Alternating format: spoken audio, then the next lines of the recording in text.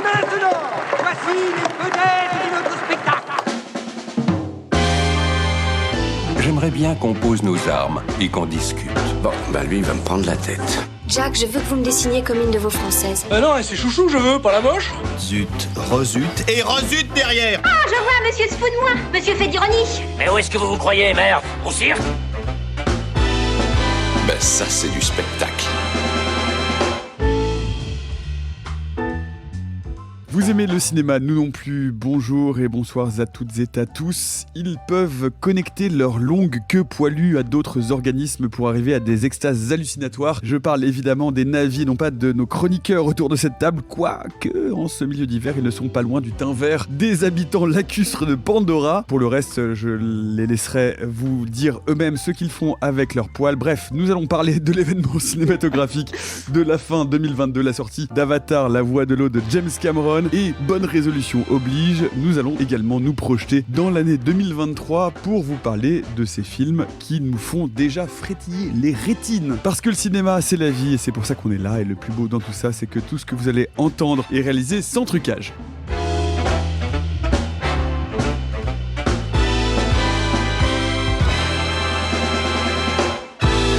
Ça dépasse tout ce que j'ai pu imaginer. Bonsoir, bonjour, je sais pas, on est le jour, on est le soir, on est quand ? Je ne sais pas quand nous sommes, mais je sais que je ne suis pas truqué. Mais êtes-vous la bonne personne ? Bonsoir Arthur. Bonsoir. Bonjour Sophie. Salut. Et salut Alexis. Salut Nicolas. Il aura donc fallu attendre 13 ans pour ça, c'est-à-dire le deuxième volet d'Avatar de James Cameron, La Voix de l'eau.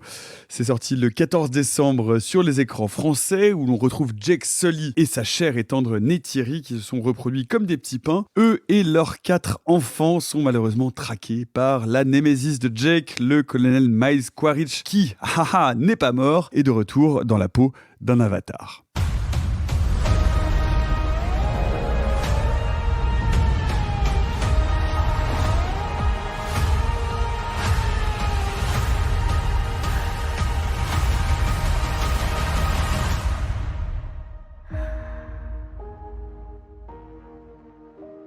Allez Simon, vas-y, tu trépignes. Ce film ne t'a pas seulement fait grimper au rideau, c'est peut-être le plus grand chef-d'œuvre du 7e art que tu aies vu de l'ensemble de ta carrière.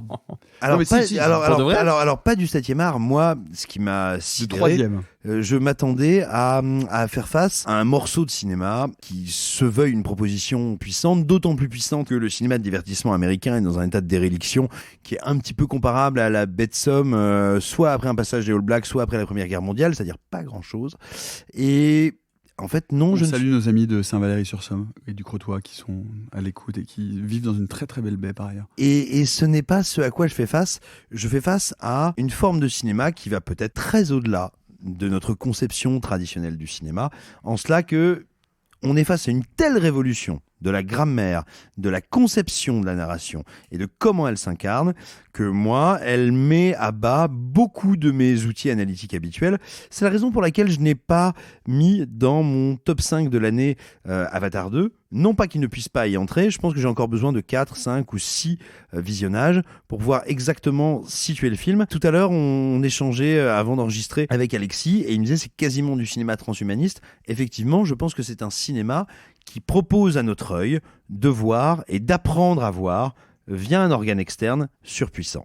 Je vais essayer de m'expliquer. Vous avez déjà entendu parler de la question de la fréquence d'images par seconde. Traditionnellement, le cinéma est diffusé en 24 images par seconde. C'est un standard qui a été décidé non pas pour des raisons esthétiques, mais pour des raisons industrielles, à une époque où la pellicule, ça coûte extrêmement cher. Et en gros, on doit se poser la question de quel est le nombre minimum de photogrammes qu'on peut diffuser pour garder tout simplement l'illusion du mouvement. C'est-à-dire que le cinéma, à la base, ce sont des images fixes, diffusées à une fréquence qui va troubler notre persistance rétinienne, c'est-à-dire qu'on va créer l'illusion du mouvement. Et en fait, 24 images par seconde, ça n'est pas du tout la meilleure fréquence, la fréquence la plus belle, le mouvement le plus intéressant ou le plus fluide. Ça n'est pas l'idéal, c'est le minimum en termes de fabrication de pellicules qu'on peut obtenir pour avoir une forme de fluidité. Et donc, on le sait, et d'ailleurs Edison lui-même l'avait dit, en gros, le standard intéressant pertinent en termes de fluidité et surtout de netteté, c'est autour d'une 40aine d'images par seconde. Peter Jackson avec le Hobbit et puis Ang Lee avec le machin de Billy Lynn Flynn, mais surtout Gemini Man ont travaillé la question plusieurs précision sur les titres remarquable. Oui, mais c'est un jour dans la vie de Billy Lynn. Merci, et Gemini Man, ça pour le coup tu oui, l'as bien mais très souvent comme je parle extrêmement vite, les gens se trompent. mais très concrètement, précision est mon deuxième prénom et c'est 40 aussi lettres par seconde. Et c'est aussi mon nom indien. Non, plus sérieusement, ces deux metteurs en scène ont proposé des œuvres qui avaient ce qu'on appelle le HFR, c'est-à-dire High Frame Rate, un défilement d'images par seconde supérieur aux 24 images par seconde. Ça a été un bide absolu public parce que peu de copies le proposaient, parce que les spectateurs qui ont pu voir les quelques versions du film qui permettaient de les découvrir ainsi ont été extrêmement surpris. Ils ont été surpris pour deux raisons. La première, c'est que quand on... Oui, je sais, mon Nicolas, tu pinces comme si tu me demandais de faire un plus petit prépuce, mais c'est que tu veux que je parle moins longtemps. Néanmoins, j'aimerais bien entendre quelqu'un d'autre, surtout. Oui, mais je suis un peu contraint pour qu'on pose techniquement ce qui se passe avec le film, d'expliquer un petit peu. En gros, le public a été extrêmement dérangé par ces changements pour une raison toute simple, c'est que quand on démultiplie la fréquence d'images par seconde, on démultiplie et la netteté et le niveau de détail qu'on peut voir. C'est-à-dire que si en amont, en pré-production, on ne pense pas le film de manière à ce que ce ne soit pas gênant de voir beaucoup plus de détails, on donne ce qui a été appelé le soap opera effect. C'est-à-dire on a l'impression de voir un truc en plastique. Et pour cause, parce que les décors, les costumes, tout ce qu'on filme d'habitude est fait pour être vu en 24 images par seconde. Ça, c'est une première chose. Le génie de Cameron tient en 3 éléments. Le premier, c'est que... Oui, je t'interdis de soupirer comme ça, même si tu le fais loin du micro et que les gens ne l'entendent pas. Le premier, c'est que comme on est en 48 images par seconde, quand un personnage bouge vite, vous avez toujours vu, dès qu'il y a un travelling très rapide, dès qu'il y a quelqu'un qui court, au cinéma, ça devient flou. Ici, ça n'est plus le cas. Premier élément. Deuxième élément, tout simplement, vu que tout devient net, il va y avoir une nouvelle zone pour créer du hors-champ, pour créer du mystère, pour créer du flou, justement. Donc, Avatar va être une réinvention totale et perpétuelle, et dans la mise en scène et dans l'écriture, de là où se situe le mystère du cinéma. Ce qui en fait un truc assez incroyable. Et enfin, il y a une troisième chose, qui est une pure percée poétique, et ce qui fait que, après Alien, on tient enfin l'autre très grand rôle de Sigourney Weaver, c'est qu'on a poussé tellement loin la performance capture que Sigourney Weaver va jouer une adolescente. Et donc ce qui se passe, c'est qu'on a cet élément de poésie incroyable qui consiste à avoir une femme de 70 ans jouant une adolescente d'une autre espèce, qui est le personnage principal du film, le personnage central, symboliquement celle qui amène le film extrêmement loin, c'est Kiri, et qui est... Et alors je vois que tu respires un petit peu comme si tu avais avalé une ventoline entière. Laisse-nous, on parle par télépathie avec Nicolas là. Je t'écoute, je ne dis rien. Voilà. De toute façon, je ne suis pas là pour donner mon avis. Et donc tout simplement, moi je suis contrat. face à un film qui réinvente littéralement le règne symbolique du cinéma américain, qui réinvente la narration, la question du hors-champ, la question de la netteté, et donc la question de moi, mon regard de spectateur, et qui fait tout ça dans une geste opératique et épique, une forme d'odyssée qui l'amène pour moi au niveau de récits tels que l'Iliade et qui véritablement en fait un carrefour des arts, un carrefour des représentations et des conceptions. Moi je suis face à quelque chose que je n'ai jamais vu, jamais appréhendé et d'absolument gigantesque. Alexis, je serais un peu moins enthousiaste que Simon parce que c'est-à-dire que pour plus enthousiaste, c'est compliqué. Oui. C'est-à-dire que monter au-dessus de ça, c'est quand même difficile. Non, mais je trouve qu'il y a dans le film de Cameron, et c'est dommage à mon sens parce que ces défauts-là n'existaient pas dans le premier. Je trouve qu'il y a des vrais problèmes d'écriture. Il y a des vraies trajectoires dramaturgiques que j'ai un peu de mal à comprendre et qui surtout, je trouve, et je parle plus particulièrement des 20-30 premières minutes du film, assez mal introduites. Néanmoins, c'est pas l'aspect qui m'intéresse le plus, et je pense qu'en plus sur la question de l'écriture, Sophie aura beaucoup plus de choses à dire que moi. Mais moi, je rejoins ce que dit évidemment Simon sur la forme du film, et je préfère évacuer d'emblée ce qui est malheureusement le cœur des débats actuellement sur les réseaux sociaux autour de Avatar 2, c'est cet éventail technologique que mobilise Cameron, donc en l'occurrence la 3D à haute fréquence d'image.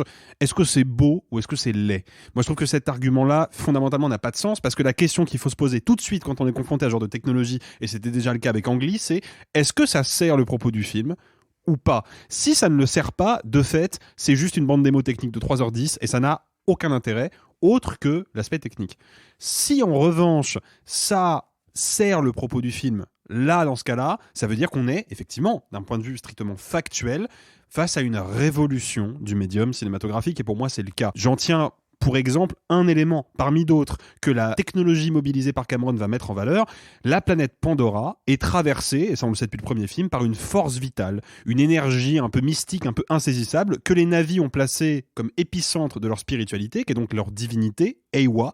Et cette divinité-là, contrairement à nos divinités monothéistes terriennes à nous, elle a un impact concret et visible sur l'écosystème, sur la biosphère de la planète. Et bien, si on n'a pas une forte densité de particules, un relief des peaux, un relief de la végétation qui est accru, si on n'a pas un sentiment en fait de vivacité globale qui est traduit par l'utilisation du HFR et de la 3D, et tout particulièrement en Dolby Vision, j'ai pas encore eu l'occasion de voir le film dans ce format, mais je sais, pour avoir vu le premier dans ce format, que ça va être une expérience incroyable. À partir de ce moment-là, en fait, on sent la présence de cette force vitale-là, parce que précisément, Cameron mobilise des technologies qui ne sont là que pour accroître le pouvoir de représentation visuelle et sensorielle de son film. Donc juste pour cet argument-là, la partie strictement technique du film, à mon sens, est totalement validée, et j'y vois une intention d'auteur très forte. Maintenant, ça n'enlève rien aux quelques réserves que j'ai sur l'écriture et au fait que, et c'est un peu ironique parce qu'il y a un dialogue dans le film, à un moment où on parle justement de la voie de l'eau, qui est donc un concept spirituel pour les Na'vi qui habitent à proximité de l'océan, on nous dit la voie de l'eau n'a ni début ni fin. Moi j'ai l'impression que Cameron inconsciemment nous parle un peu de son film, qui je trouve manque d'un démarrage vraiment calibré, vraiment solide, et manque d'une conclusion à la hauteur de tout ce qu'il a mobilisé comme enjeu pendant 3 heures. Mais si je mets ça de côté, c'est un spectacle absolument saisissant, et surtout, et pour moi c'est quelque chose qu'il faut valoriser à l'heure où le cinéma populaire de divertissement est en train de se casser la gueule de partout, c'est une expérience cinématographique absolument dingue, c'est du jamais vu. Je n'ai jamais vu un film comme ça, et peut-être même que Cameron a réussi ce que beaucoup de cinéastes ont essayé avant lui sans jamais y parvenir à 100%. Il a réussi, je pense, à tracer pour la première fois une passerelle artistique solide et tenable entre le 7e art et le 10e, qui est le jeu vidéo. Et ça c'est vraiment pas rien. Parce que oui, il y a plein de gens qui disent, et je sais que tu en fais partie Nicolas, on dirait une cinématique de jeu vidéo. Eh ben ouais, on dirait une cinématique de jeu vidéo. Bien sûr qu'on dirait une cinématique de jeu vidéo, et c'est justement là qu'est l'intérêt du film. Quand même, le jeu vidéo découle du cinéma. Donc ces deux arts qui ont une forte parentalité convergent dans une seule œuvre unique. Ça, pour moi, c'est vraiment super important, quoi. Arthur. Alors, j'ai adoré le film. Je le trouve immensissime. Mais j'ai peut-être encore plus de réserves qu'Alexis. C'est intéressant. Je crois qu'on va crescendo vers du moins bon, et Sophie se fera la pierre angulaire de tout ça. Moi, je trouve le film est formellement révolutionnaire, que c'est quelque chose, effectivement, que je n'ai jamais vu, que je ne comprends pas, qui déconcerte. Le côté jeu vidéo est quelque chose qui m'a un peu dérangé, mais c'est par le coup parce que je n'ai pas été habitué à ça. C'est-à-dire que tu parlais tout à l'heure de Simon du soap opera effect, cet effet télévisuel qui rajoute des images entre les 24 images par seconde pour rajouter de la fluidité dans le film continu.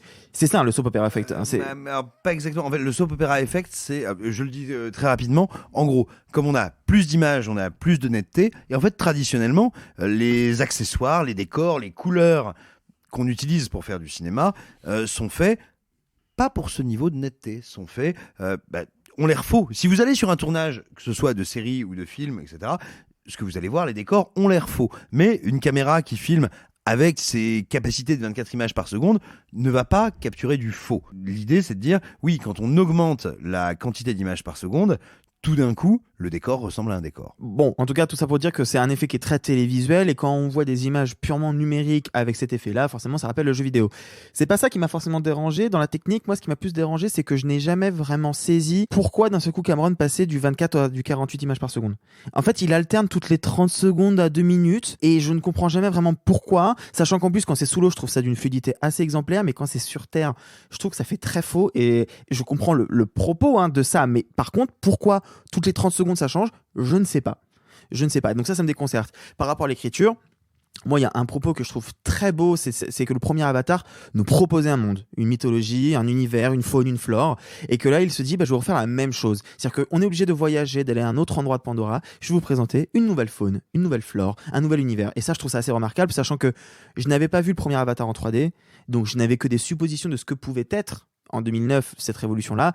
Et là, pour voir le travail effectué sur l'immersion dans l'image, c'est assez remarquable. Et j'aime bien l'idée que, plus que sur le premier, Cameron prenne le temps d'exposer parfois longuement des séquences quasi mutiques où on est juste sous l'eau à découvrir une baleine, à juste s'immerger dans ce récit-là. Moi, je trouve ça assez fascinant. Par contre, sur l'écriture, j'ai des gros problèmes. J'ai des gros problèmes sur... Alors, les personnages féminins, je vais laisser ça à Sophie. J'ai un gros problème sur le petit Tarzan. Spider, il s'appelle Spider, ouais. Qui est horriblement mal écrit et qui a le tout rasta blanc, littéralement. Littéralement le rasta blanc. C'est Tarzan, hein, c'est vraiment Tarzan. Oui, c'est Tarzan. Et qui a un arc un peu de rédemption qu'on ne comprend à aucun moment et qui n'a aucune attache émotionnelle avec le spectateur. J'ai pleuré 2 fois devant le film, hein. Jamais via Spider, où en fait je me suis arraché les cheveux en disant mais putain, t'as un film qui est pas loin d'être parfait.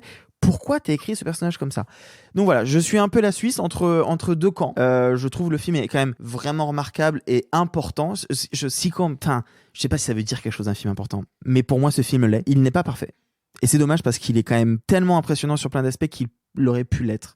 Et tu te dis, en 13 ans, alors c'est un peu faux dire en 13 ans il a fait que ça, parce qu'on sait très bien qu'en fait il a écrit les 4 suivants, qu'il a tourné le 2, le 3 et une partie du 4 en même temps, qu'il a quand même révolutionné la caméra, parce qu'il y avait déjà des caméras qui tournaient à 120 images par seconde, mais lui il a adapté avec sa caméra qui filme en 3D et qui pouvait filmer sous l'eau, parce qu'il y a des séquences qui sont filmées sous l'eau.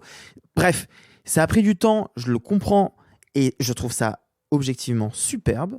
C'est dommage de passer à côté de 2-3 trucs qui font que c'est un peu raté. Sophie. Je ne dis rien, je vous laisse parler pour le moment et ensuite on va alimenter le débat. Moi je suis très déçue par Avatar 2. Pas que j'ai une appréciation particulière du 1. Pourtant je lui ai redonné une chance et je l'ai vu en conditions Dolby, très belle aux États-Unis, dans une magnifique salle, dans les conditions parfaites. Et aux États-Unis, c'est le côté chic un peu. Ça a sa petite importance parce que j'avais pas de sous-titres et où je me suis dit ok, ça va créer une immersion différente que de devoir lire les sous-titres en 3D. Enfin, en fait, c'est plus pour ça. Mais je l'avais pas revu depuis sa sortie en 2009. Et j'avais plein de réserves sur notamment une forme... c'est des critiques qui reviennent souvent, hein, mais je trouve qu'il y a un côté white savior qui me dérange beaucoup dans le 1. Bref, j'ai plein de réserves sur le 1, mais quand je l'ai revu, je me suis dit, ok, je lui reconnais une chose, c'est comment je ne m'ennuie pas. Je ne m'ennuie pas parce qu'il y a dans sa narration, un peu comme il avait réussi à me séduire avec par exemple Titanic, qui est aussi un film très long, sur une narration extrêmement active et qui vient toujours te chercher. Dans Titanic, ça peut être pour le côté gros bateau qui se casse la gueule, ou ça peut être pour l'histoire d'amour, ou ça peut être pour le côté social. Et en fait, dans Avatar, il y avait déjà ça qui était, ok, je donne à manger à ceux qui aiment de l'action, à ceux qui vont aimer le côté insertion dans une nouvelle forme d'espèce, quelque chose d'un peu plus documenté. Et donc, sans aimer Avatar 1, je reconnais des qualités d'ordre de divertissement pur. Et donc, sans y aller de manière active et enthousiaste voir Avatar 2, je me dis au moins, je sais que je m'ennuierai pas. J'ai au moins cette attente-là.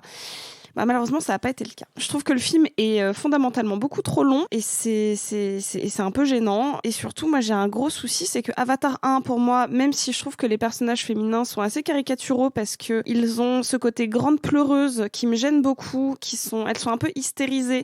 Et donc, dans une nouvelle société qu'on essaye de détacher des codes européens, d'émotions ou autres, là, j'étais un peu gênée par la surexploitation du pleur et du cri. Mais malgré tout, c'était une société matriarcale bercée par une force féminine et où les femmes étaient aussi des guerrières et des actives, des vraies actives. Là, il y a quelque chose qui me gêne fondamentalement dans l'éducation des enfants. C'est-à-dire que parmi tous les enfants, on a une fille adoptée, deux filles, une petite pas adoptée et 2 garçons aînés. Et en fait, je suis gênée parce que les 2 garçons aînés sont traités d'une telle manière qu'en fait, j'ai tendance à les confondre et que les filles n'ont pas de vraie participation active dans la narration, selon moi, parce que Là, tu es dur quand même. Mais non, je trouve qu'elles ont leur propre axe qui n'est pas du tout à la hauteur de ceux des garçons. C'est-à-dire que pour moi, le personnage principal du film, c'est le cadet, du coup, c'est le 2e fils. C'est celui qui fait des conneries.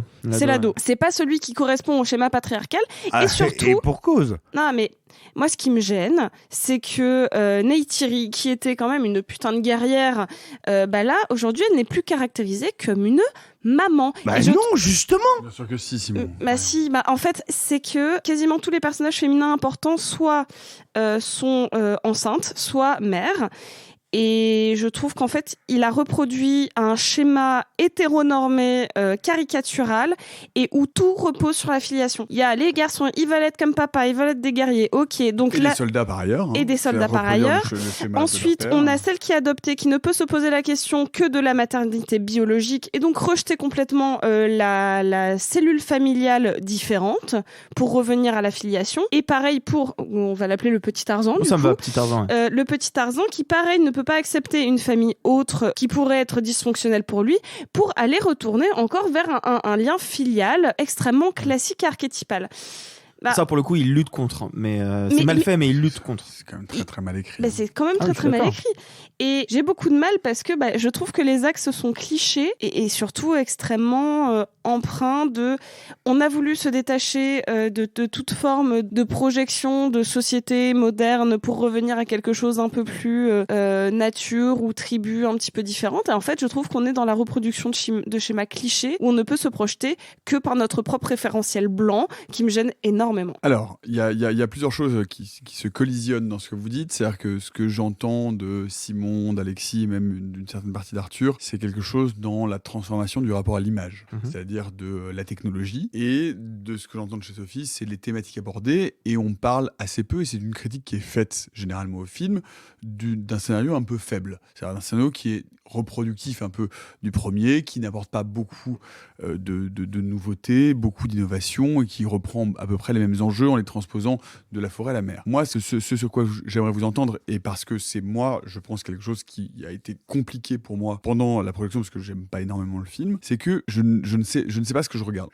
En fait, la nature des images que je vois n'est plus quelque chose d'identifiable pour moi. J'ai l'impression de voir une cinématique de jeu vidéo. Et c'est grave. Ça me gêne c'est justement la valeur. Si tu ne peux pas l'identifier, c'est bien que tu aies face à quelque chose de nouveau et qui devrait te stimuler. Non, ça me stimule pas parce que je trouve ça moche en fait. Ah oui, mais c'est autre là, chose. tu vois, on retombe sur un truc d'affect individuel. Non, je trouve ça moche. C'est-à-dire que j'ai l'impression qu'on est en dehors. C'est-à-dire que finalement, la prouesse technique déborde ou surpasse la question narrative. Or, quand on regarde ce cinéma de divertissement qui est là pour nous raconter une histoire, qui a en plus une ambition un peu politique, un peu écologique, etc., qu'est-ce qui reste de l'histoire ? Et j'ai l'impression que la nature du changement et de la transformation de l'image finit par laisser de côté ce qui est l'essence de ce pourquoi on veut aller au cinéma et de ce que Sophie disait tout à l'heure, c'est-à-dire du divertissement, c'est-à-dire de raconter une bonne histoire. Et l'histoire, pour moi, dans Avatar 2, elle est absolument ratée. C'est d'un ennemi total, c'est d'un conformisme, voire limite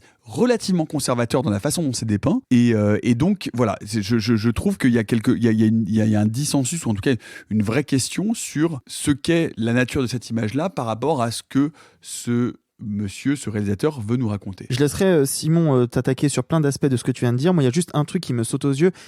Je trouve qu'une des plus grandes faiblesses du film, c'est vraiment son scénario. Hein. On est d'accord. Et c'est quand même un problème. C'est quand même un problème majeur. Mais tu ne peux pas dire qu'il ne raconte rien. Tu suis au moins 5 arcs de personnages. Chaque enfant a une direction, un arc narratif, une construction du personnage différent. Mais peut-être, mais tu peux pas dire qu'il ne raconte rien. Pour le coup, ce n'est pas vrai. Alors rien de nouveau en tout cas. Non, ça, à la limite, je peux l'entendre. Mais par contre, quand on suit le rôle du père, quand on voit la mère qui essaie de s'intégrer alors qu'elle ne veut pas quitter son foyer, qu'on voit l'ado qui essaye de justement dépasser les limites de limites que pose le père, quand on voit l'adolescente jouée par Sigourney Weaver qui s'interroge sur qui elle est et qu'est-ce qu'elle est dans ce monde-là, quand on voit le couple de Kyrie Béin, j'ai pas le nom, mais tu vois, enfin, pour le coup, il y a plein de personnages qu'on explore. Donc, pour le coup, on ne peut pas dire qu'il n'y a pas de scénario. Que ce soit surfait, mal fait, pourquoi pas, je suis pas d'accord, mais pourquoi pas, mais par contre, tu peux pas dire qu'il y a rien, ça c'est faux. Après, des fois, moi, c'est un peu ça qui m'a gênée, c'est que c'est bizarre, normalement, je m'attendais pas, je l'ai dit, à m'ennuyer, mais des fois, la surcharge narrative est quelque chose qui cause un ennui très fort chez moi. Et là, je trouve qu'en fait, il y a trop d'axes qui se mélangent, qui enlèvent beaucoup d'empathie, surtout qui empêchent de creuser chaque axe. Mais du coup, vous vous contredisez là, tous les non. deux. Non, on dit à peu près la même chose. Ah bah, toi, tu dis qu'il ça raconte rien et toi, tu dis que ça raconte trop. Non. Oui, mettez-vous d'accord. C'est un peu ça que vous avez dit. Alors, non, pas du tout. Aucun axe n'est fouillé. On va vous faire la tempête. Non, mais un axe narratif n'est pas forcément genre quelque chose de profond. Tu peux avoir genre 600 axes narratifs en même temps dans une série et être très creux parce que le survoler. Moi, en effet, je trouve que ça ne raconte rien. Pour rebondir sur ce que dit Sophie, par exemple, l'axe du personnage qui est donc interprété par Sigourney Weaver, qui est donc censé être sa fille, etc. Ben, je veux dire, c'est nul, non avenu, ça n'intéresse personne. C'est juste un petit motif à un moment donné du film. On sent que t'es né à Paris, quoi. Ah non, mais vraiment, enfin, je veux dire, ça ne raconte quoi? Mais quel rapport? Il dit que t'es un urbain. Parce que je suis un urbain, parce que je connecte pas avec cette espèce de faux arc maltraité, parce qu'on veut avoir une sorte d'axe féminin avec ce personnage. Non, qui mais ne, parce qui que ne raconte rien, qui n'est pas traité. Quoi. Mais l'axe féminin, il traverse absolument tout le film. On a un père, et on c'est a un père et un militaire en face. Ouais, c'est deux paires de couilles qui s'affrontent, et c'est justement pas le fil de ce film du début à la fin. Justement pas. Et on a un père qui ne cesse de dire, un père c'est là pour protéger. Et le film va montrer, et de manière ô combien terrible, que ça ne fonctionne pas, que ça ne marche pas. Et il va y avoir à partir de là 2 ressorts narratifs de la radicalité et du combat dans le film, que sont Neytiri et j'ai mangé le nom du personnage qui est interprété par Kate Winslet. Oui, parce que forcément on ne s'en souvient plus parce que tous les personnages se mélangent. Ne sois pas de mauvaise foi, je viens de dire son nom juste avant que tu finisses la phrase, elle s'appelle Ronald. C'est parce que toi tu as une meilleure mémoire que Simon, mais en vrai on se souvient pas du nom du personnage. Moi j'ai pas de mémoire, moi je dessine. Je vous mets au défi de citer le nom des 4 enfants. Alors il y a Kiri, il y a Neteyam, il y a Loak et j'ai oublié la petite dernière, mais elle pour le coup est un personnage tertiaire. Voilà, et toi tu as vraiment beaucoup de mémoire et tu te souviens de 3 sur 4. Ça commence par un T. Mais attends, et donc c'est intéressant que tu veuilles faire diversion, et en même temps je te comprends, puisque le film va traiter de l'échec du masculin. Total. De l'échec de cette logique, et il n'y a que 2 dialogues entre 2 radicalités dans ce film, qui sont le personnage de Winslet et le personnage de Saldana, et c'est finalement Neytiri qui va être le récipiendaire et celle qui va décider d'aller en rupture et d'aller contre. Et elle va contre le récit, contre sa logique interne, et ça c'est quelque chose qu'on ne voit pas à Hollywood, qu'on ne voit pas dans des blockbusters et qu'on ne voit même pas dans des films indépendants. Je note d'ailleurs que en plus vous avez détourné un message du film d'une manière assez scabreuse, qui consiste à dire « elles sont maman ». Punaise, on a une Valkyrie enceinte qui va combattre enceinte, et on a justement une discussion entre 2 femmes sur comment est-ce que moi je combats, moi qui ai un rapport à ce que c'est que d'être enceinte. Tandis qu'on va interroger... Attends, l'affiche de Kill Bill 2, c'est elle enceinte avec un sabre, c'est pas nouveau non plus. C'est une affiche, c'est pas un film. Et donc... Non mais, non mais je suis désolée, mais c'est pas la première fois qu'on voit un personnage être... Justement, même dans Juno, ils font des rêves dessus sur l'idée que genre... Est-ce qu'on est obligé de parler des films pro-vie pour se comparer à ça, enfin... Ils parlent dans Juno...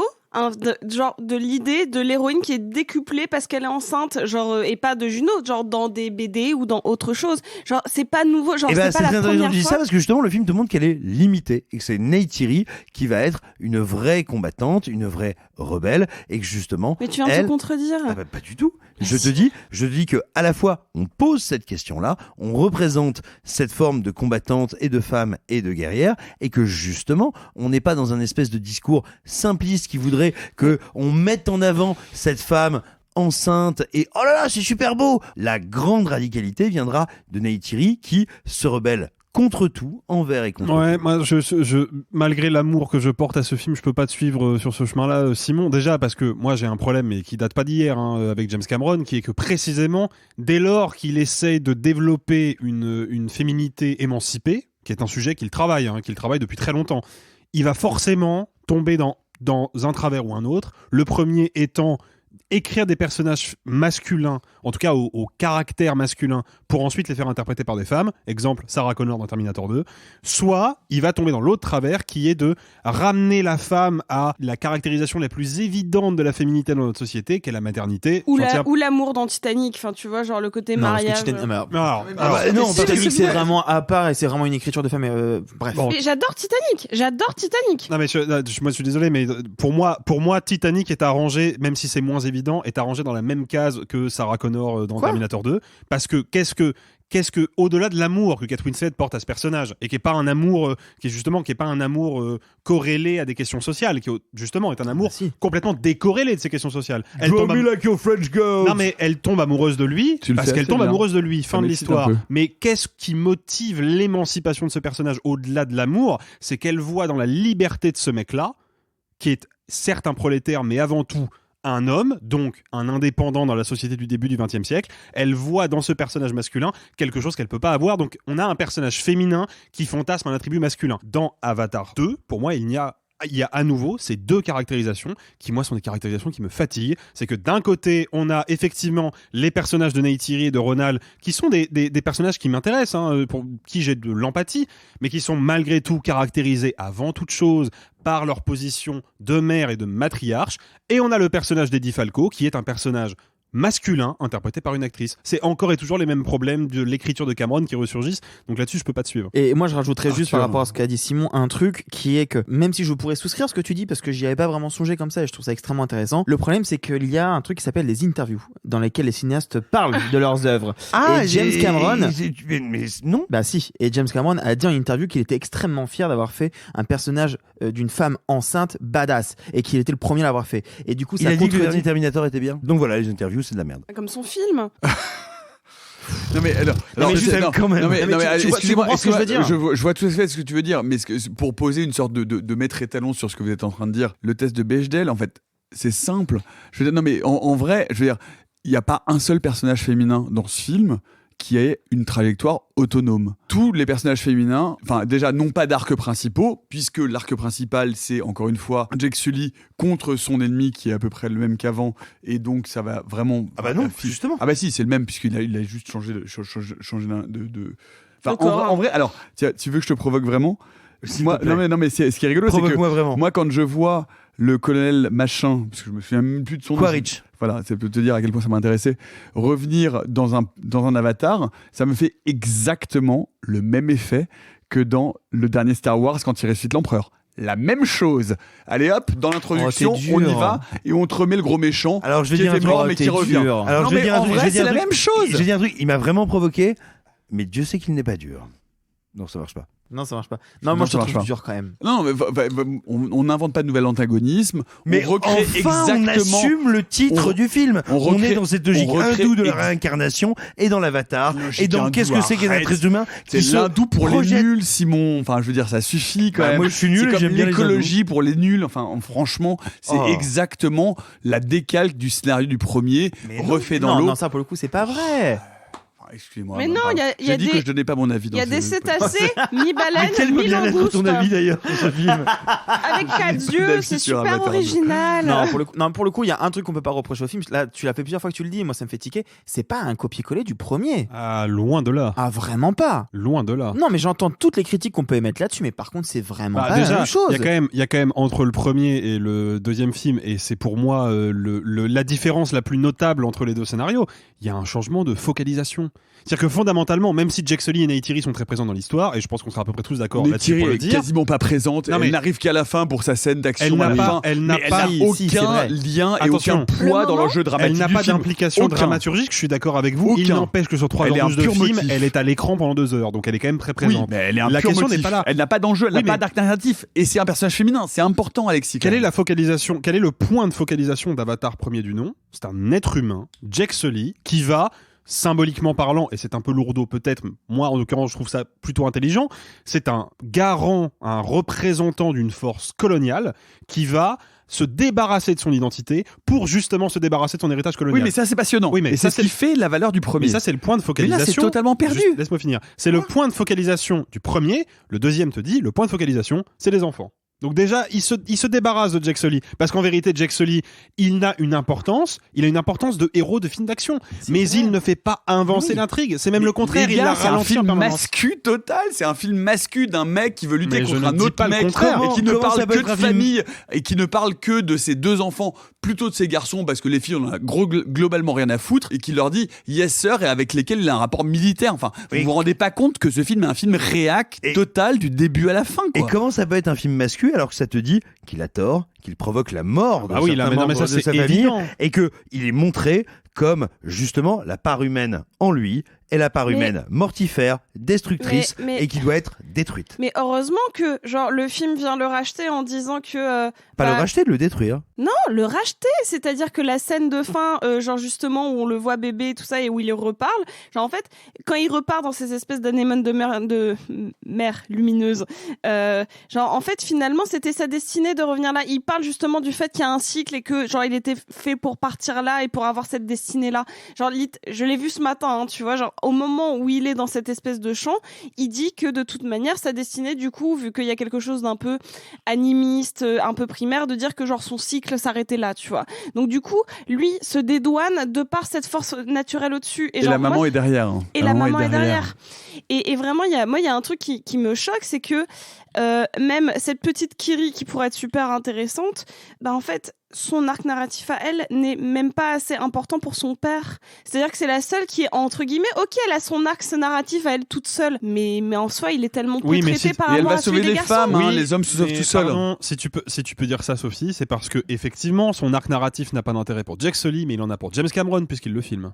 Donc à partir de là, je suis désolé, mais il est très faible son axe narratif. Non, c'est le centre. C'est le personnage principal. principal. C'est pas le personnage principal. Mais sinon, c'est pas du tout le personnage principal, voyons. C'est pas la protagoniste, c'est le personnage. Mais principal. toujours pas du tout. C'est le elle garçon est traitée en fait, le seul qui arrive à s'intégrer avant sa famille dans la communauté près de la mer avec les espèces de baleines langoustes, c'est le deuxième fils qui est un rebelle, pas contre le patriarcat, mais juste contre la figure paternelle. Et c'est un débat qu'on a eu longtemps avec Alexis avant, parce que c'est pas parce que tu te rebelles contre ton père que tu te rebelles contre le patriarcat de manière générale. Bon.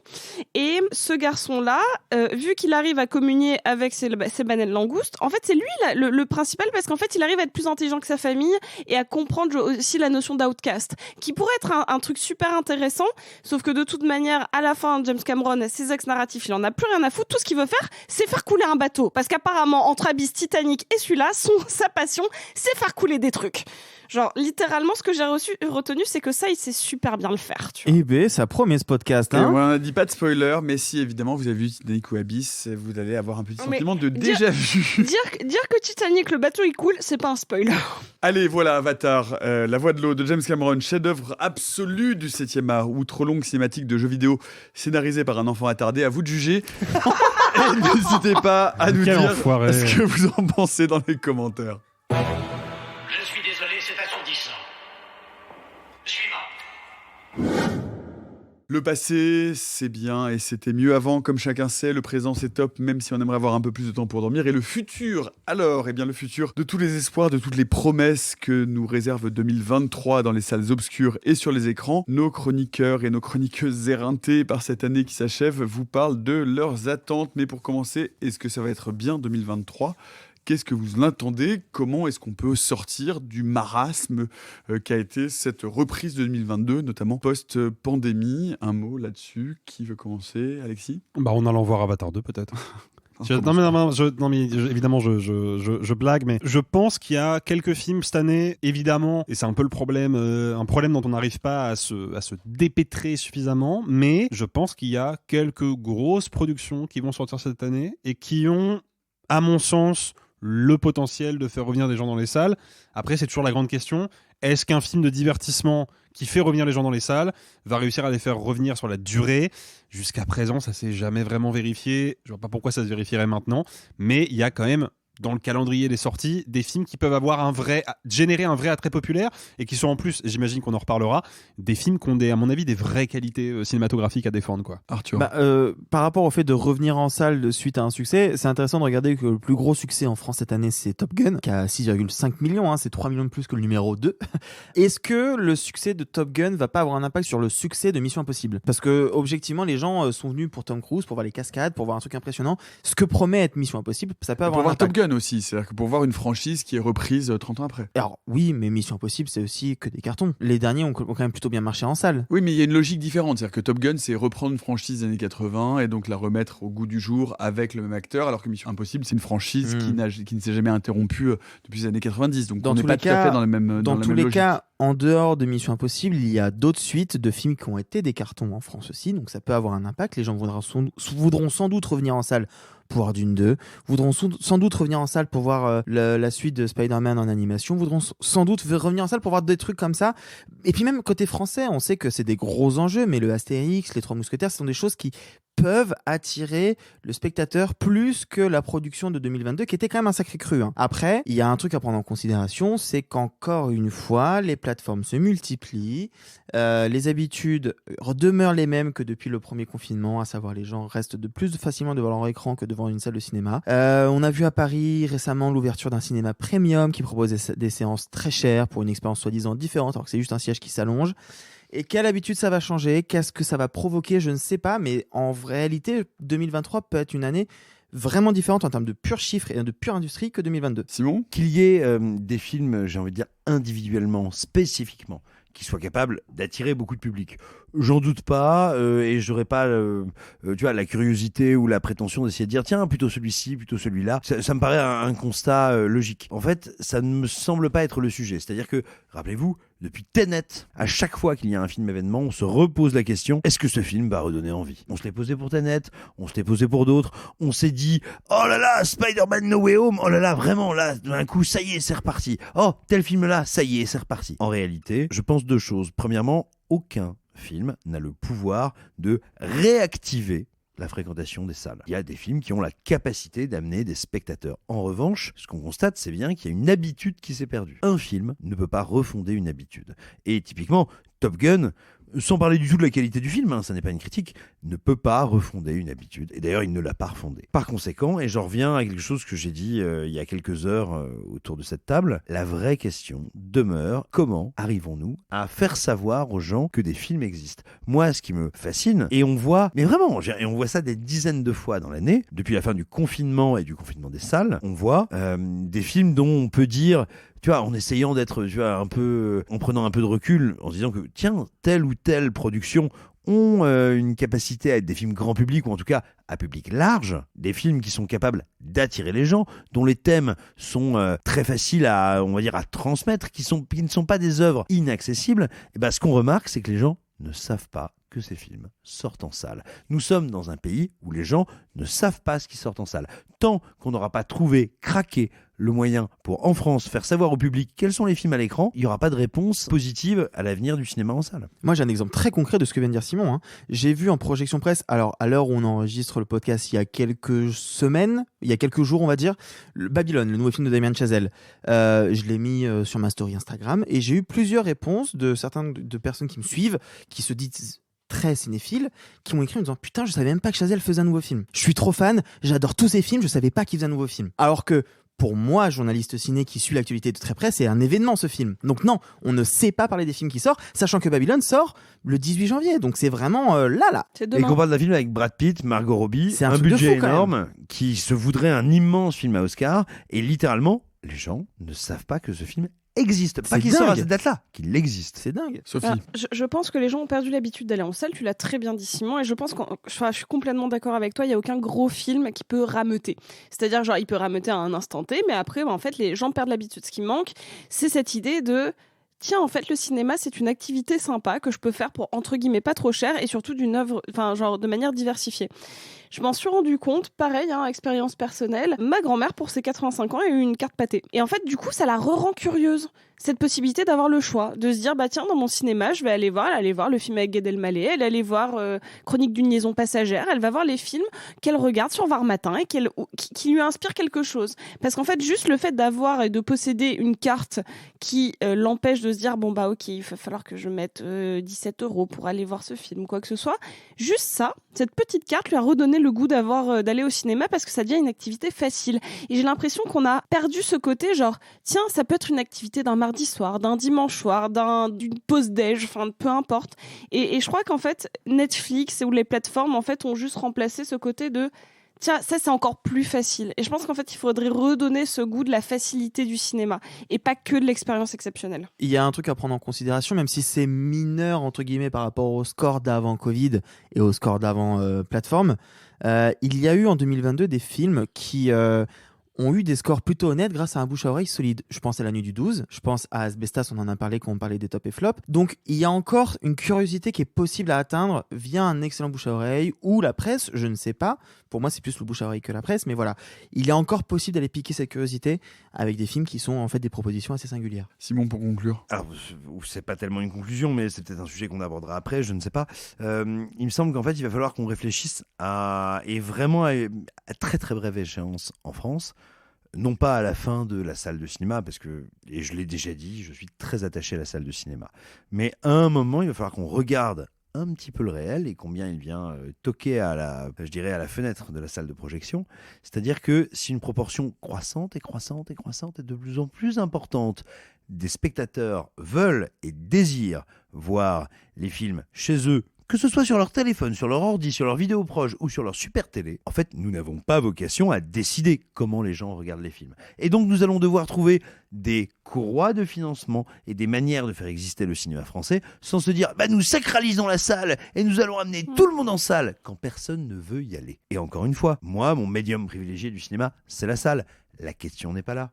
Si le public décide qu'il découvre, vit et consomme le cinéma via d'autres médiums, alors parce que nous avons un financement du cinéma qui est collectif et qui est organisé en système, nous devons le repenser avec un autre centre de gravité que la salle, et nous devons le faire vite avant que notre cinéma périclite, meurt et se déconnecte encore plus fort du public qu'il n'en est déconnecté à présent. Allez voir les films en salle où vous voulez, en fait, puisque c'est le message. En fait, le cinéma se consomme aussi, et quoi qu'on en dise, sur tous les supports et sur toutes les plateformes. En attendant 2023, il y a des belles choses qui vous attendent en salle, parce que la salle, c'est quand même pas mal tant qu'elle est là. Il faut en profiter. Et il y a un film qui vous fait trépigner à peu près tous les 4. Le prochain, Ari Aster, qui s'appelait à l'origine Disappointment Boulevard, qui s'appelle maintenant Beau is Afraid, avec notamment Joaquin Phoenix. Quand on parle d'Ari Aster, Sophie, je m'adresse à toi, puisque c'est un film que tu attends particulièrement. En fait, il faut savoir que Ari Aster, si vous ne le connaissez pas, il a déjà fait 2 longs métrages, donc le premier étant Hérédité, le deuxième étant Midsommar, et qu'il avait fait une flopée de courts métrages que vous pouvez tous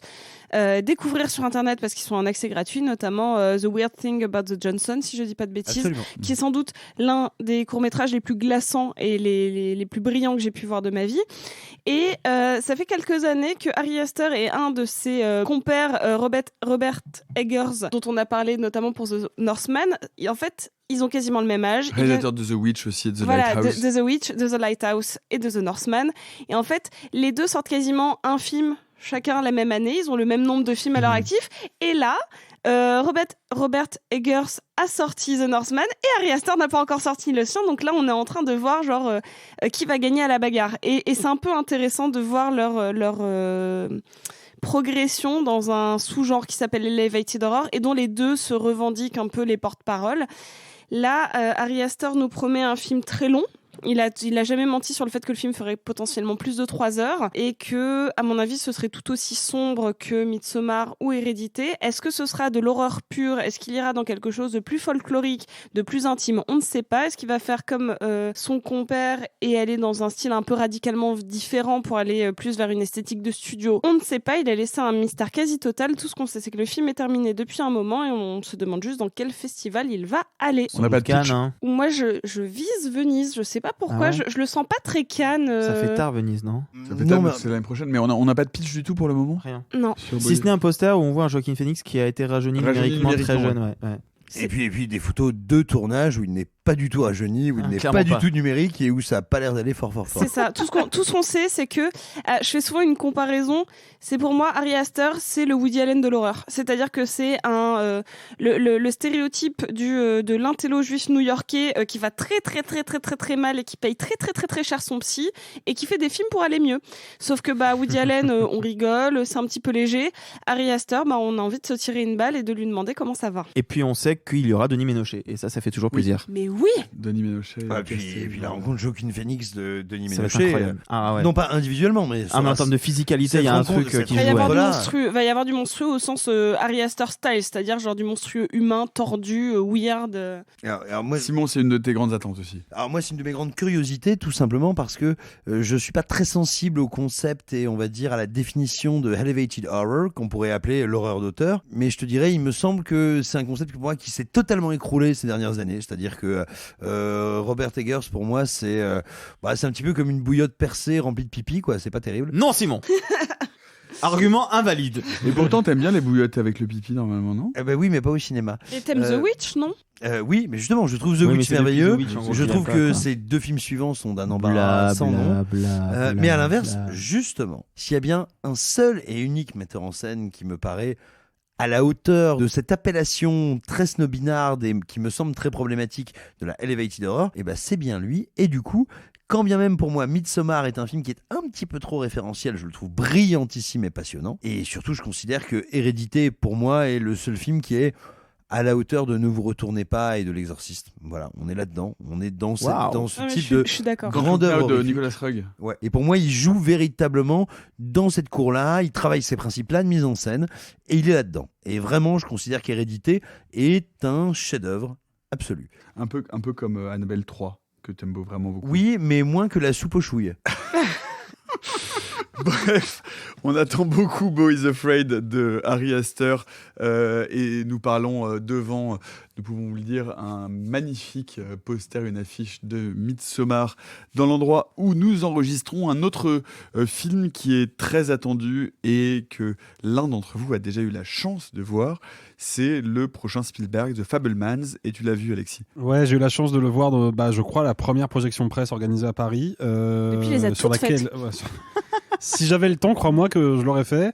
The Fabelmans, c'est évidemment un film que j'attendais, mais que j'attends toujours parce que j'ai envie de le revoir, bien sûr. Raconte-nous un peu en 2 mots, puisque c'est un film assez autobiographique. Alors c'est même, je pense qu'on est au-delà du assez autobiographique, c'est-à-dire qu'en gros, Spielberg raconte son enfance et sa jeunesse, avec pour point de départ la première fois qu'il est allé avec ses parents au cinéma, avec pour point final la première fois qu'il a commencé à travailler comme petit assistant dans les studios de la chaîne de télévision américaine CBS. Donc le film va brasser toute la jeunesse de Spielberg de ce point de départ à ce point d'arrivée, à ceci près que Steven Spielberg ne s'est pas nommé comme ça dans le scénario, il s'appelle Samuel Fabelman.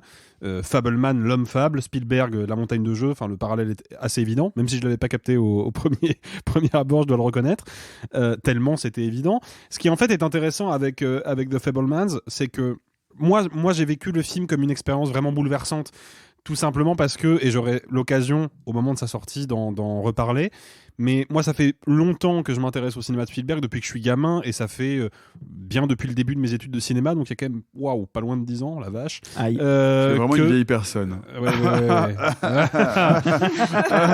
Rire sarcastique. Non, mais j'ai ça vu fait... E.T. au cinéma. Ah, c'est faux. Non, c'est faux. C'est faux. Non, t'as juste vu une petite personne nue. Oui, mais ça c'était devant chez moi. Non, pardon. Non, mais en fait, moi, ce qui m'a beaucoup touché, c'est que ça fait longtemps que je lis beaucoup sur le cinéma de Spielberg, que je me renseigne sur ses obsessions, en tout cas sur ses thématiques, sur les sujets qu'il travaille, qui reviennent en filigrane dans chaque film.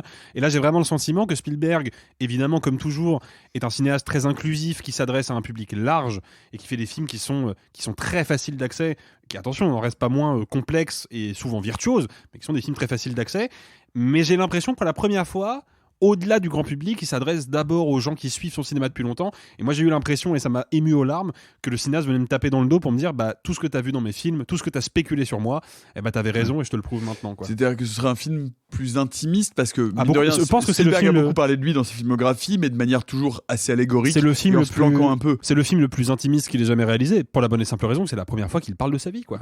Ouais. Directement, littéralement, quoi. Moi, c'est un mouvement qui me fascine un petit peu. Depuis quelques années, on voit des cinéastes qui racontent un peu leur vie, leur enfance. Je pense à Roma de Cuarón. On a pu parler ici de Licorice Pizza, qui raconte une partie de ce qu'a pu vivre en tant qu'enfant, même si c'est pas vraiment le cas Paul Thomas Anderson. C'est quelque chose qui est de plus en plus récurrent, et effectivement, voir Spielberg le faire, c'est quelque chose de très excitant. Quand on a vu les premières photos, quand on a vu les présentations au festival, les premiers retours hyper enthousiastes, ça fait toujours envie.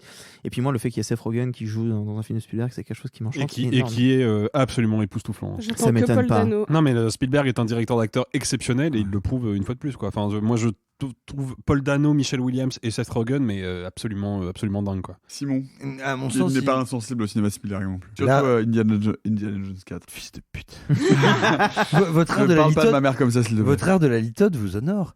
Non, tout simplement, on a tendance, me semble-t-il, toujours à réévaluer et se tromper de nouveau sur le cinéma de Spielberg. Par exemple, et loin de moi l'idée, Alexis, parce que je sais que tu l'aimes autant que moi, de critiquer ce que tu viens de dire, mais à la fois, tu as raison quand tu dis c'est son film le plus intime jusqu'à présent, et en même temps, je suis pas sûr qu'il puisse y avoir geste plus intime dans le cinéma de Spielberg que la conclusion de Ready Player One, où tout d'un coup, on a ce gamin et ce créateur qui se regardent, et ce gosse qui lui dit, mais vous êtes un programme, vous êtes un fantôme, vous existez, et cette entité en face de lui qui dit, je ne sais pas. Ce que je veux dire par là, c'est que, à mon sens, depuis Cheval de guerre, chez Spielberg, il y a un travail des formes, un travail de comment les perturber, les transformer et y mettre de l'intime qui, moi, me sidère. Spielberg a été ce divertisseur de l'extrême, ce producteur incroyable, ce créateur de formes démentielles, ce type qui a ramené dans le cinéma grand public une forme du pulp, du cinéma hollywoodien classique. Et qui a créé le blockbuster, littéralement. Qui a créé le blockbuster et qui a littéralement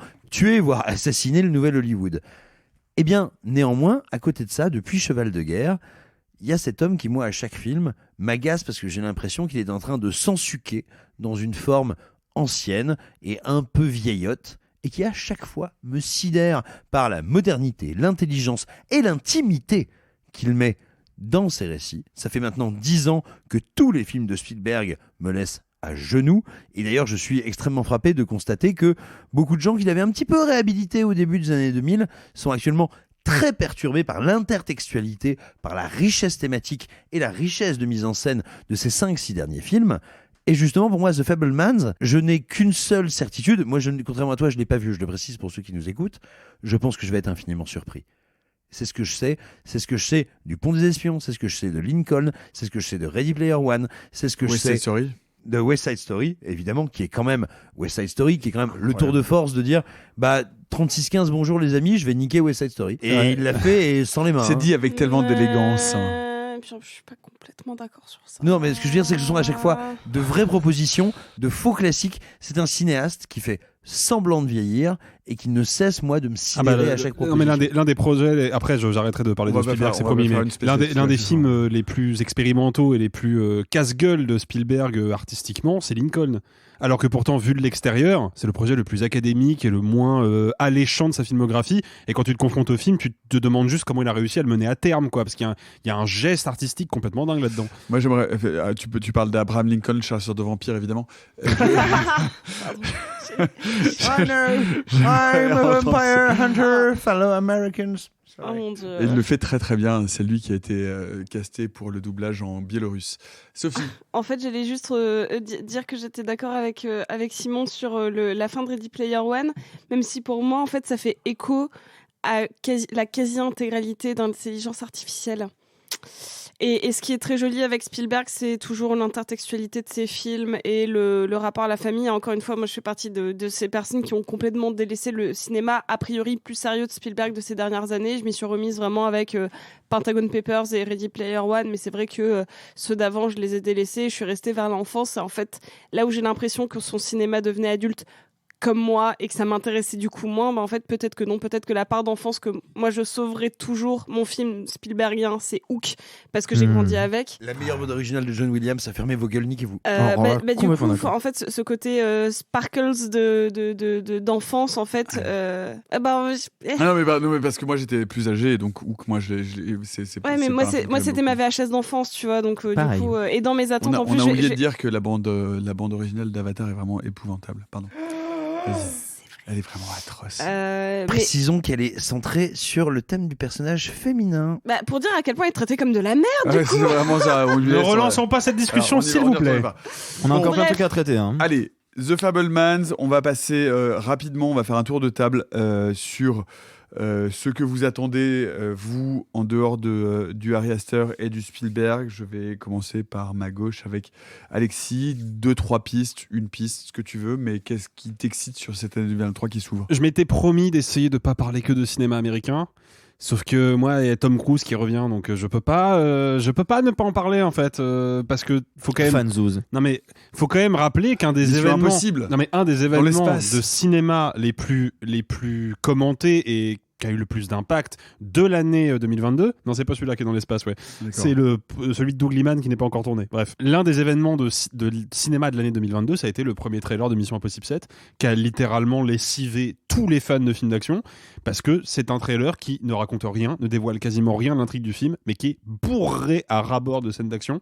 Et moi, juste, il n'y a pas une image dans le trailer qui ne m'excite pas d'un point de vue strictement cinégénique en fait.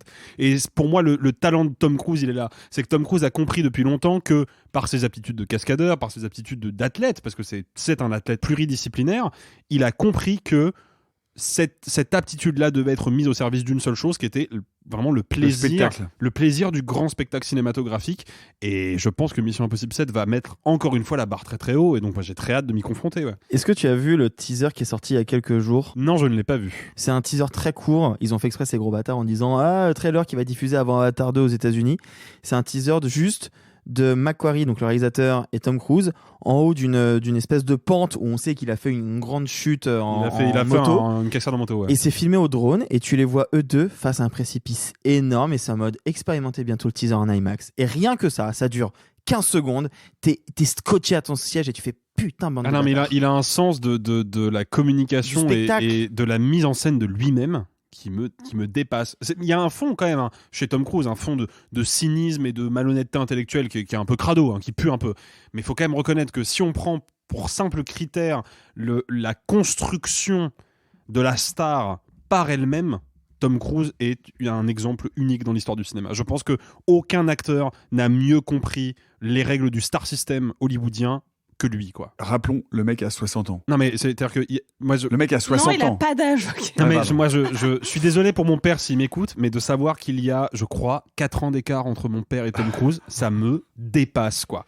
Que le mec fait des vrilles en avion. Dis à ton père quoi. de monter sur un A380 et de Cruise, s'attacher à la porte, et merde, il peut faire un petit effort, ça me s'il te plaît. dépasse. Ça me dépasse. Sophie. Moi je vais commencer, on verra combien de tours on fait, peut-être qu'un, donc du coup j'en profite pour dire mes 2 attentes de cinéma français. Le premier étant L'amour et les forêts de Valérie Donzelli, qui est une autrice que j'aime beaucoup, enfin une cinéaste que j'aime beaucoup, et qui fait tourner Virginie Efira, qui joue deux sœurs jumelles, donc en fait Virginie Efira sera 2 fois dans ce film, et donc c'est 2 fois plus de Virginie Efira, et j'attends. Et Valérie Donzelli, elle a je trouve qu'elle a un cinéma absolument charmant qui vient toujours me percuter par sa douceur, sa bienveillance et par ce petit grain de folie qui est toujours très agréable.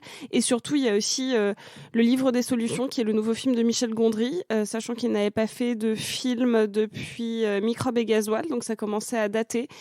Et je suis très curieuse de savoir dans quelle mouvance du cinéma de Gondry ça va s'orienter, parce que Gondry, on le connaît beaucoup pour sa carrière américaine ou pour son côté clipesque, puisqu'il a fait les plus grands clips de l'histoire de l'humanité. Mais il a aussi un côté très intimiste français qu'il avait fait donc avec ses documentaires, notamment L'épine dans le cœur, mais aussi avec Microbe et Gasoil.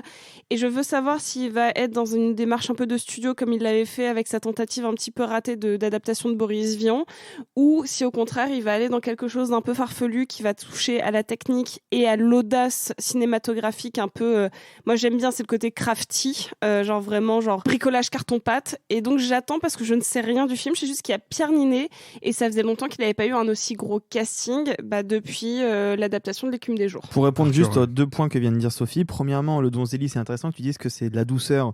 Quand on sait que pour Virginie Efira, c'était un tournage très intense, parce que très dur, parce que très physique, parce que très violent. Oui, mais alors, Donzelli, même dans ses sujets très durs, par exemple, La guerre est déclarée, c'est sans doute un des films les plus déchirants que j'ai vu de ma vie, et pourtant elle arrive toujours à capter du quotidien par la douceur. Genre dans La guerre est déclarée, il y a une scène qui est sans doute une de mes scènes préférées du cinéma français, où les 2 parents se demandent comment va être leur fils, avec Jérémy Elkaïm, qui demande mais imagine demain notre fils, et en fait ils font un truc hyper absurde sur 2 parents qui attendent le résultat d'une opération, et elle arrive à transformer ça sur de l'absurde et de la douceur. Et donc j'espère qu'elle va faire quelque chose comme ça sur un sujet qui est très dur je sais que c'est sur la perversion narcissique et sur le couple, et en fait j'attends de savoir comment elle va pouvoir y insuffler quelque chose d'atypique sur le quotidien.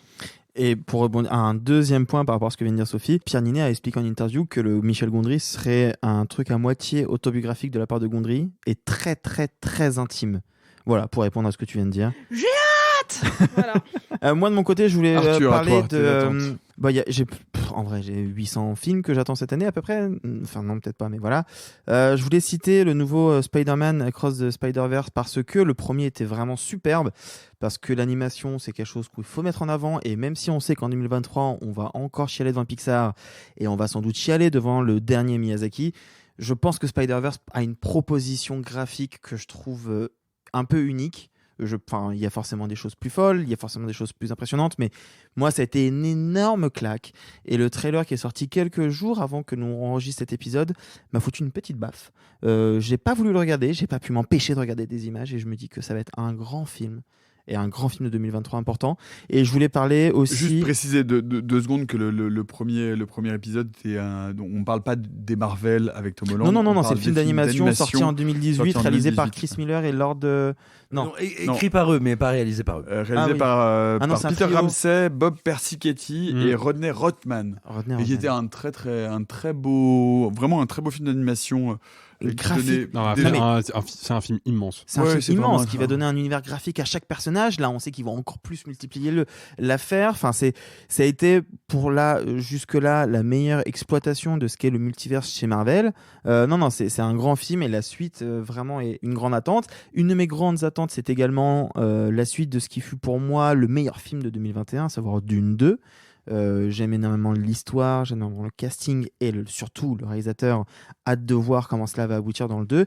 Et quand même, je voulais parler un petit peu de Nolan qui, après Tenet, revient à précisons Denis Villeneuve. Dune 2, Denis Villeneuve, deuxième partie prévue pour septembre. Arrivée exploitation de tout ce qui est le personnage de Zendaya, de toute cette tribu-là. Arrivée de Florence Pugh dans le rôle de la princesse, etc. Donc la suite de Dune sortie en 2021. Qui était un chef-d'œuvre. Voilà. D'accord, Denis Villeneuve, c'est le cinéaste qui habille les méchants en Asie et les gentils aussi. Pour que je resitue un peu. Je ne vais même pas te répondre. Je ne vais même pas. Denis Villeneuve est un des réalisateurs les plus intéressants. Revoyez Ennemi si vous ne l'avez pas vu. Ennemi est un film. Ou Blade Runner 2049 qui pour le coup est un très grand film. Mais j'ai envie de te dire, tu sais, c'est intéressant parce que mine de rien, on est dans une émission où tu as à choisir entre la mort du sable et la vie de l'eau. Je vais pas répondre. Non. Simon Rio. Alors, si vraiment on veut opposer Avatar 2 à Villeneuve, vraiment, moi je suis ok pour sortir des armes. Moi j'ai aucun problème. Je suis ok pour sortir des katanas. On peut opposer après l'enregistrement, les amis. On peut opposer le cinéma à la taxidermie. Moi, il y a pas de problème. Non. Je n'ai pas envie de monter un épisode plus long qu'Avatar 2, s'il vous plaît. Et une de mes grandes attentes aussi de 2023 est bien évidemment Oppenheimer, parce que j'adore quand Nolan me triture le cerveau, mais j'adore aussi quand Nolan fait juste un drame un peu visuellement intéressant, mais comme Dunkerque. Je pense qu'Oppenheimer aura un peu cette même puissance narrative-là, en tout cas je l'espère. Les premières images donnent très envie, pour l'instant on n'a pas vu grand-chose. Avec Cillian Murphy, Robert Downey Jr., Florence Pugh aussi. Florence Pugh partout cette attendu très attendu pour le mois de juillet 2023. C'est ça. Tout à fait. Et donc, Simon, toi qui aimes vraiment beaucoup Denis Villeneuve, tu attends évidemment la deuxième partie de Dune. Bien sûr, parce que moi à un moment j'aurai les pieds sales et il faudra bien que je les mette quelque part et un peu de sable, ce sera pas mal. Non, que dire de même que moi j'ai du mal avec les tops, j'ai toujours du mal avec les attentes parce que les attentes, ça m'enquiquine en fait. J'aime bien découvrir parce les que films. Tu n'attends rien, toi tu prends les choses au fil de la vie, toi. Tu es au fil de l'eau, tu prends une marguerite sur l'oreille et tu mets ta main dans le ruisseau. On peut vous laisser si vous voulez, il n'y a pas de souci. Hein. Non, tout simplement. Moi, il y a deux films dans ceux que... Vous en avez cité plusieurs que j'attends beaucoup, mais dans ceux que vous n'avez pas cités, moi il y en a deux dont j'aimerais causer. Il y a La Bête de Bonello. En fait, c'est Bonello qui va faire un film de science-fiction dans lequel les êtres humains sont très largement encouragés à se départir de leurs émotions. Parce que du fait de la crise écologique, du fait de l'hypercapitalisme, c'est quand même plus pratique de vivre si tu as moins de sentiments, de ressentiments, de questionnements, de remords, d'inquiétudes. Et donc on va suivre un personnage qui s'apprête à se départir de ses émotions. Et en fait, cette amputation va plonger ce personnage en fait dans différentes incarnations, dans différentes générations, en 1910, en 1940 et en 2040. Et je suis très curieux de voir Bonello faire un film de science-fiction avec un gros budget qui se déroule comme ça sur plein d'époques. Ça m'amuse. Et sinon, un truc qui n'a rien à voir, qui sera peut-être pas un truc réussi, je n'en sais rien. C'est le nouveau film de Monsieur Overdahl. Overdahl, qui est-ce que c'est ? C'est celui qui a fait Trollhunter, qui a fait The Autopsy of Jane Doe, qui a fait Mortal, et qui a fait un film qui, à mon sens, est totalement sous-estimé, qui est Scary Stories. Eh bien, il va faire The Last Voyage of the Demeter. Et qu'est-ce que c'est ? C'est l'adaptation d'un pan du récit de Dracula par Bram Stoker, qui n'est pas raconté par Bram Stoker. En gros, dans le roman Dracula, eh bien, il y a un bateau, le Demeter, qui amène Dracula jusqu'à Londres. On ne saura jamais ce qui se passe dans le roman, et a fortiori jusqu'à présent dans les films. On ne saura jamais ce qui s'est passé sur le Demeter, sinon que quand il arrive à Londres, eh bien, il est vide. Manifestement, tout son équipage a été massacré. Puis, eh bien, il y a une grande caisse avec de la terre qui recèle quelque chose qui s'appelle Dracula. Et donc, Overdahl s'est dit, tiens, moi, je vais vous raconter le dernier voyage du Déméter. Et je suis très, très, très curieux de voir ce que ce réalisateur-là, qui est extrêmement influencé par Stephen King, qui est ce mec qui fait tous ses films au 50 mm, avec une espèce d'art du découpage extrêmement placide et pourtant fait au scalpel. Je suis très curieux de ce qu'il va faire de cette histoire-là. Oui, Sophie, ça t'excite aussi beaucoup, le dernier voyage du Déméter. Ouais. Voilà. Franchement, j'ai rien à dire. C'est parce que tu faisais des grands mouvements de bras, genre ouais. Oui, parce que Scary Stories, c'est vraiment un film sous-estimé. C'est très, très bien, et c'est super. C'est un vrai amour de l'histoire d'horreur et du coin du feu, quoi. Bah, c'est ça. Et The Autopsy of Jane Doe, je trouve ça super. Je trouve ça juste un petit peu moins bien que The Autopsy of Anna Fritz, qui est un film espagnol qui était aussi un film d'autopsie. Non, The Corpse of Anna Fritz, qui était aussi un film d'autopsie sorti la même année. Mais grosso modo, c'est du cinéma d'horreur divertissant et plutôt intelligent. Et c'est vraiment tout ce dont on a besoin. On aurait pu, juste parce que là on conclut un peu l'émission, on va conclure l'émission. Je me permets de faire une petite liste exhaustive. On aurait pu aussi parler d'Indiana Jones 5, on aurait pu parler de Retour à Séoul, on aurait pu parler de Barbie, on aurait pu parler du nouveau Scorsese qui sortira sur Apple TV normalement à la fin de l'année, on aurait pu parler de The Killer de Fincher qui sortira sur Netflix, on aurait pu parler d'autres films qui sont pas datés mais qui risquent d'arriver, comme le Michael Mann, comme le Ridley Scott, comme le Coppola, quoique ça j'ai du mal à y croire. Et on aurait Metropolis. le Megalopolis. Il est rentré en tournage de mémoire. Oui, donc tu vois, sorti pour 2023, ça me semble compliqué. On aurait pu parler du Lantimos, du Wes Anderson. Le Lantimos, bien sûr, et le remake de Josiane, 45 ans, secrétaire à dissimuler. Waouh, la vanne va revenir à chaque épisode et à chaque épisode elle sera censurée. C'est terrible. Yes. Merde, tu pourras jamais la faire en fait. Tout ça pour dire parce que ce film est incroyable, il existe. Cherchez-le sur des sites de torrents.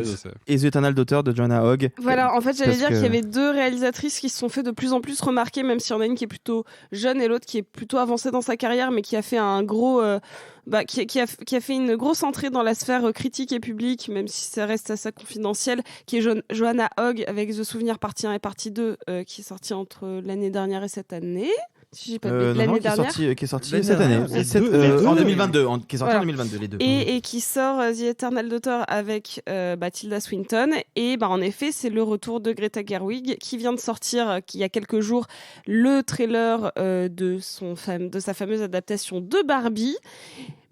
Et en fait, moi, ce qui me fait juste plaisir, c'est de voir que parce que peu importe ce qu'on pense du travail de Greta Gerwig, elle a réussi à créer suffisamment d'engouement avec l'arrivée de son futur film, comme un trailer de Mission Impossible. Son trailer est arrivé en top sur Twitter, etc. Et ça m'enthousiasme beaucoup.